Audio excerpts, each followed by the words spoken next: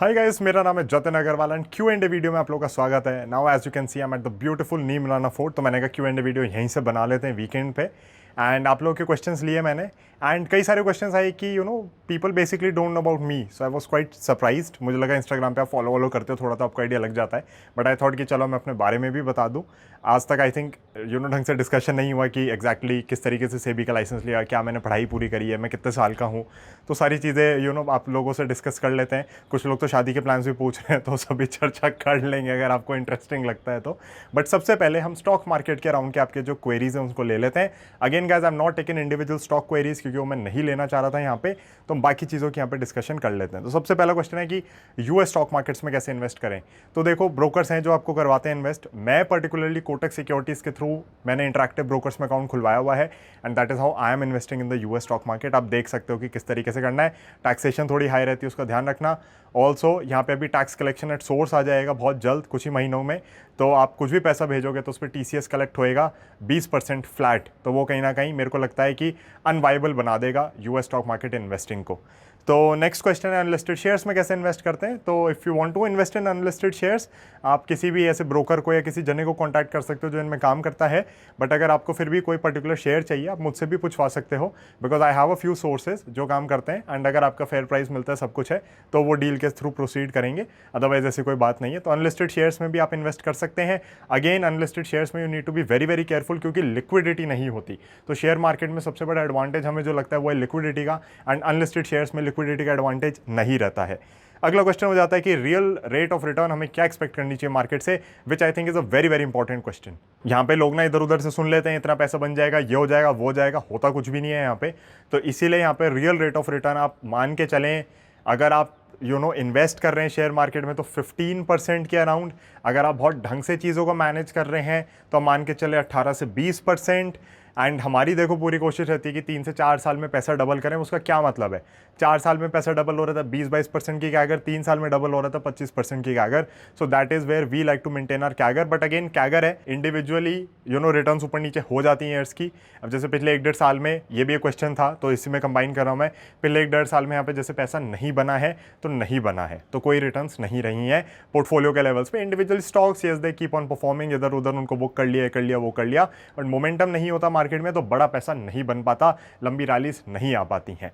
अब guys, next question है कि हमें कितने स्टॉक्स खरीदने चाहिए पोर्टफोलियो में, क्योंकि कुछ लोग कहते हैं 15 से 20 खरीदो, कुछ कहते हैं 50 खरीदो। आप जितने संभाल सकते हो उतने खरीदो, अपना टेम्परामेंट देखो। या पैसा बनाने से मतलब है, कितने स्टॉक से बन रहा है उससे मतलब नहीं है। बहुत लोग यहाँ पे ये भी भूल जाते हैं कि आपकी पोर्टफोलियो रिटर्न्स क्या है, उसके ऊपर आपका ध्यान होना चाहिए। इंडिविजुअली इक्का दुक्का स्टॉक आपका हमेशा ही खराब निकलेगा, बट लोग कभी कभी बिल्कुल भूल जाते हैं कि वो 1-2 स्टॉक खराब हो सकते हैं, तो वो इन्हीं चीज़ों में उलझ जाते हैं कि वो एक स्टॉक कैसे खराब हो गया। पोर्टफोलियो रिटर्न्स देखनी है। पोर्टफोलियो अगर आपका आउट परफॉर्म कर रहा है ब्रॉडर मार्केट को, तो फिर आप कहीं ना कहीं यहाँ पे ठीक काम कर रहे हो। So again, by what you understand, by what you can study, by what you can track. अब गाइस, जान लेते हैं थोड़ा सा मेरे बारे में, सरप्राइजिंगली, जो कि मुझे लगा कि आप लोगों को नहीं पता। सो आई एम 28 ईयर्स ओल्ड। आप सबको पता है कि मेरे पास मनीक्राफ्ट नाम से एक SEBI registered investment advisory firm है, तो उसके लिए अलग से लाइसेंस लेना पड़ता है। सिर्फ NISM के एग्जाम्स क्लियर करके आपको लाइसेंस नहीं मिलता। SEBI does a lot of scrutiny, बहुत ज़्यादा चीज़ें चेक करते हैं लोग। हमारी 3-3 साल की बैंक स्टेटमेंट्स ली थी इन्होंने, बहुत सारी चीज़ें चेक होती हैं, हर एक को लाइसेंस नहीं मिलता। इंडिया में अभी भी आप देखोगे तो 1200-1300 ही रजिस्टर्ड इन्वेस्टमेंट एडवाइजर्स हैं, उससे ज़्यादा नहीं है, because regulations are very very strict as per SEBI guidelines. तो वो कहीं ना कहीं बहुत ज़्यादा चीज़ें हो जाती हैं जो आपको मैनेज करनी पड़ती हैं। अब यहाँ पे लोग पूछ रहे थे कि एजुकेशनल क्वालिफिकेशन वगैरह क्या है। So I did my graduation from Christ University in Bangalore, तो BBA ऑनर्स की डिग्री है मेरे पास। And I did my post graduation diploma from IGNOU, because again SEBI requires you to have a professional degree. या तो आपने CA किया हो, CFA किया हो, ऐसा कुछ किया हो,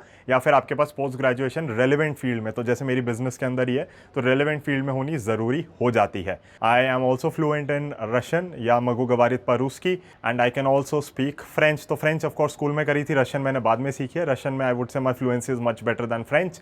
सो I do speak 2 other languages apart from Hindi and English. Punjabi समझ आ जाती है, राइट। सो ऑफकोर्स दिल्ली में रहो तो पंजाबी तो सबको ही समझ आ जाती है, वो वाली बात है।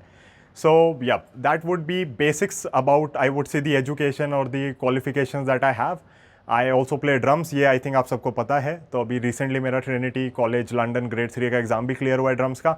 This year I am dedicating to metal drumming. तो स्पेशली जो भी यंगर जनरेशन मुझे देख रही है, वैसे हम भी अपने आप को यंग ही मानते हैं, 28 साल के हैं, बट अगर आप 22-23 साल के हो, 24 साल के हो और आप सोच रहे हो कि क्या मैं वो नई चीज़ सीखना शुरू करूँ नहीं करूँ, तो बिल्कुल करो। At the age of 28 I am learning metal drumming. तो it's absolutely new genre of drumming for me. And 28 साल की उम्र में मैंने किक बॉक्सिंग करनी स्टार्ट करी है।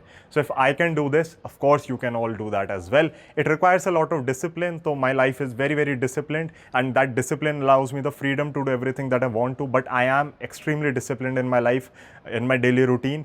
बहुत सारी चीज़ें हैं, जैसे आप सबको पता है, don't smoke, I don't drink, कुछ भी नहीं करते हैं, राइट। एंड बहुत ही ज़्यादा स्ट्रिक्ट डिसिप्लिन उसमें चलते हैं कि करना ही नहीं है, because I want to go ahead in my life. तो वो बड़ा क्लियर है अपने को अंदर से कि हमें क्या करना है क्या नहीं करना।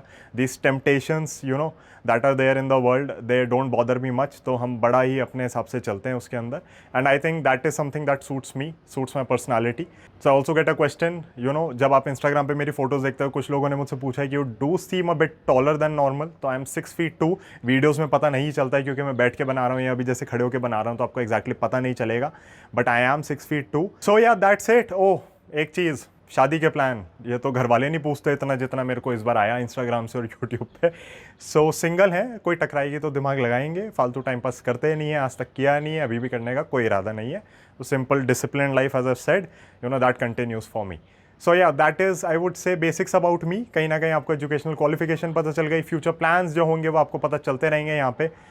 मैं ऐसे डिस्क्लोज नहीं कर रहा कुछ, क्योंकि मेरे को भी नहीं पता लाइफ जिस तरफ ले जाएगी उस तरफ चलेंगे।